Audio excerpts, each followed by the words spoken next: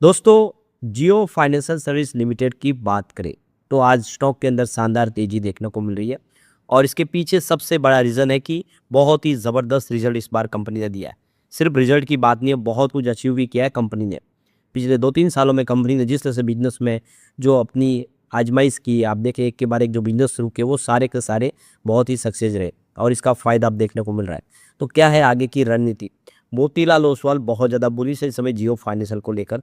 और मैनेजमेंट का बयान भी निकल कर आया इस रिजल्ट के बाद। मैनेजमेंट का क्या कहना है, किस तरह से जियो फाइनेंशियल आगे बेहतर करेगा और पिछले साल भर में कंपनी का प्रदर्शन कैसा रहा और आगे क्या संभावना बनेगी, इन सारी बातों को समझने की कोशिश करेंगे इस वीडियो के माध्यम से।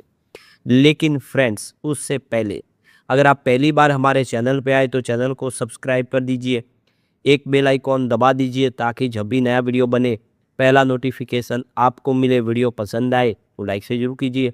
चलो फ्रेंड्स, वीडियो स्टार्ट करते हैं। मैं हूँ आपका दोस्त एसपी दवे और हमारे अपने चैनल ऑनलाइन कमाई में आपका बहुत बहुत स्वागत है।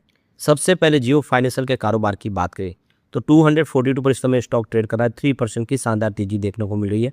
तो देखिए, कल 235 पर क्लोजिंग थी। रिजल्ट बाद में आया, इसकी वजह से कल हल्की सी गिरावट देखने को मिली, लेकिन आज बहुत ही शानदार शुरुआत हुई। करीब 12 रुपये ऊपर 247 पर 249 का हाई भी बना। वैसे लो बना वो 242 का है। तो आप समझ सकते हो कि स्टॉक ने आज काफ़ी बेहतर किया। खरीदारी ज़बरदस्त देखने को मिल रही है इस रिजल्ट के बाद। तो देखो कि इस बार प्रॉफिट में 156% का बम्पर जंप देखने को मिला, जिसका नतीजा है कि आज स्टॉक इंट्राडे में 6% दौड़ लगा चुका है। तो देखो कि कंपनी का जो कंसोलिडेटेड नेट प्रॉफिट है 156% बढ़ते हुए 830 करोड़ तक पहुंच गया है, जबकि एक साल पहले 325 करोड़ के आसपास था। पिछली तिमाही की बात करें Q4 की, तो ये 272 करोड़ के आसपास था। तो आप देख सकते हो कि उस हिसाब से इसमें 205% की ज़बरदस्त जंप देखने को मिली है। यानी प्रॉफिट देख सकते हो कि लगभग दुगना हुआ पिछले क्वार्टर के मुकाबले। कंपनी का प्री प्रोविजनिंग ऑपरेटिंग प्रॉफिट यानी पीपीओपी भी 38% बढ़कर 505 करोड़ तक पहुंच गया है, जबकि एक साल पहले ये 366 करोड़ तक। क्वार्टर ऑन क्वार्टर बेसिस पे भी देखते हैं, यहाँ पे 54% की जंप देखने को मिली है। अब यहाँ पे कंपनी के एयूम की बात करें तो एसेट अंडर मैनेजमेंट 30,000 करोड़ को पार कर गया है। कंपनी की जो नेट इंटरेस्ट इनकम है, कोर इनकम, वो भी 106% की ज़बरदस्त जंप के साथ बढ़ते हुए 544 करोड़ तक पहुंच गई है। पिछले एक साल पहले ये 264 करोड़ के आसपास थी। यानी कंपनी की नेट इंटरेस्ट इनकम भी दुगुना से ज़्यादा हो चुकी है। तिमाही आधार पे भी देखें तो नेट इंटरेस्ट इनकम में 58% की ज़बरदस्त जंप देखने को मिली है। तो क्वार्टर ऑन क्वार्टर बेसिस पे देख रहे हैं, ईयर ऑन बेसिस पे इनकम बढ़ी है। जियो फाइनेंशियल का एनबीएफसी का कारोबार भी ज़बरदस्त बढ़ा है। 163% की ज़बरदस्त जंप जो 30,667 करोड़ तक पहुंच गया है।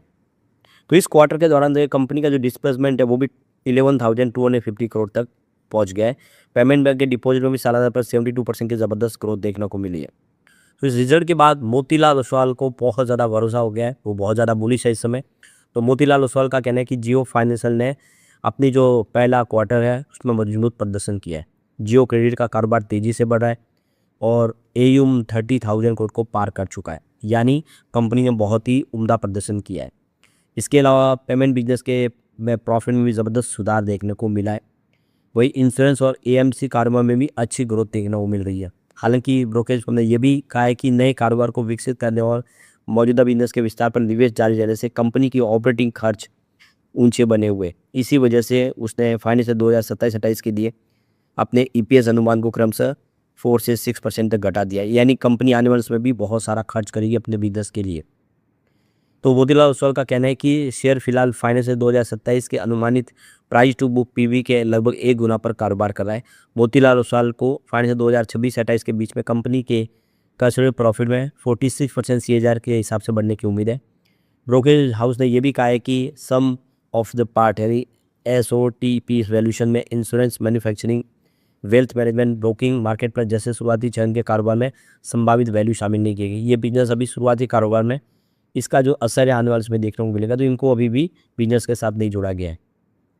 अब इस रिजल्ट के बाद कंपनी की जो परफॉर्मेंस को देखकर आगे की क्या रणनीति है उसको लेकर मैनेजिंग डायरेक्टर और सीईओ का बयान भी निकल कर आ चुका है।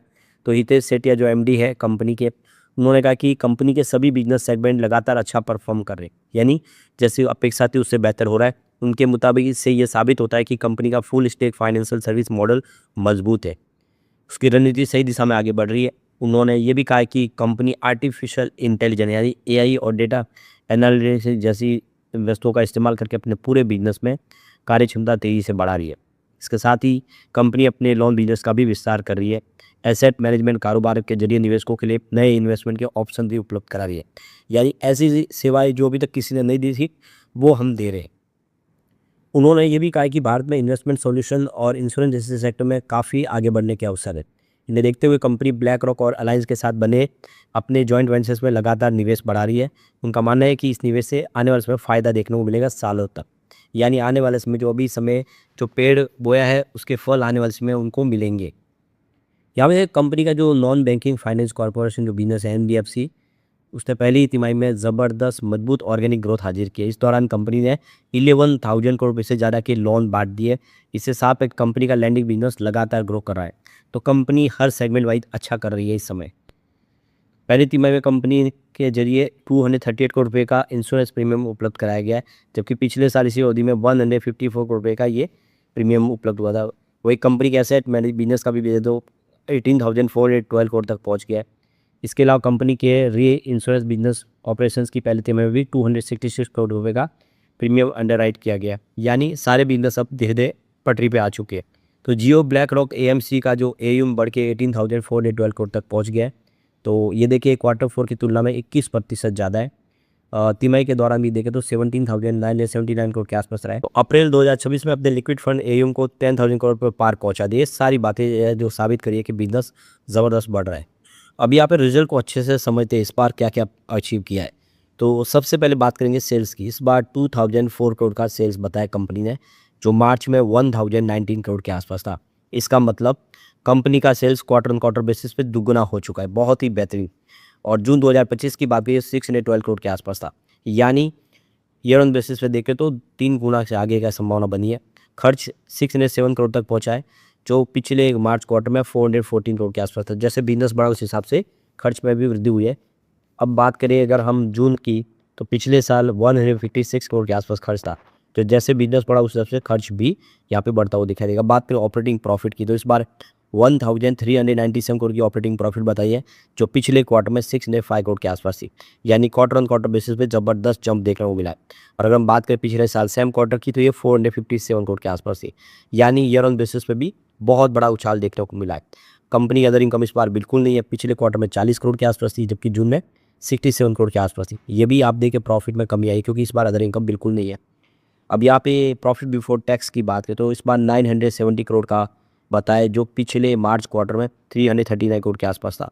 तो भारी उछाल देखने को मिला, 3 गुना प्रॉफिट में उछाल। और अगर हम बात करें जून की, तो ये 490 करोड़ के आसपास था पिछले साल, जिसमें दुगुना से ज़्यादा बढ़ा है। नेट प्रॉफिट यहाँ पे देख सकते हो कि 830 करोड़ तक पहुँच गया इस बार, जो मार्च क्वार्टर में 272 करोड़ के आसपास था। तो यहाँ पे नेट प्रॉफिट में क्वार्टर ऑन क्वार्टर बेसिस पे ज़बरदस्त जंप देखने को मिला, जबकि पिछले साल सेम क्वार्टर में 325 करोड़ के आसपास था। तो ईयर ऑन बेसिस पे देख लें या क्वार्टर ऑन क्वार्टर बेसिस पे देख लें, तो यहाँ पे प्रॉफिट ज़बरदस्त पड़ा है। इस बार EPS 1.26 रुपये तक पहुँच गया, जो पिछले क्वार्टर में 0.43 रुपीज़ के आसपास था, और पिछले साल सेम क्वार्टर में मात्र 0.5 रुपीज़ के आसपास था। ओवरऑल आप देख सकते हो कि कंपनी ने बहुत ही बेहतर प्रदर्शन किया है। रिजल्ट अच्छा है, प्रॉफिट ज़बरदस्त बढ़ा है, रेवेन्यू भी बढ़ा है। और ये आंकड़े इशारा कर रहे हैं कि आने वाले समय जियो फाइनेंशियल यहाँ से बेहतर कर सकता है, और ये आज साबित हुआ। आप देखिए इसमें जम के खरीदारी शुरू हुई है। बड़े फंड हाउस ने आज काफ़ी अच्छी खरीदारी शुरू कर दी है। आने वाले समय ये अब यहाँ से हम उम्मीद कर सकते हैं कि तेज़ी का दौर चालू हो सकता है। लेकिन फ्रेंड्स, कोई भी इन्वेस्टमेंट करने से पहले अपने फाइनेंशियल एडवाइजर से एडवाइस ले ले, या अपना खुद का रिसर्च करें, क्योंकि मैंने वीडियो आपके एजुकेशनल पर्पज़ के लिए ही बनाया। वीडियो पसंद आए तो लाइक से जरूर कीजिए और चैनल को सब्सक्राइब कर दीजिए। Thank you friends.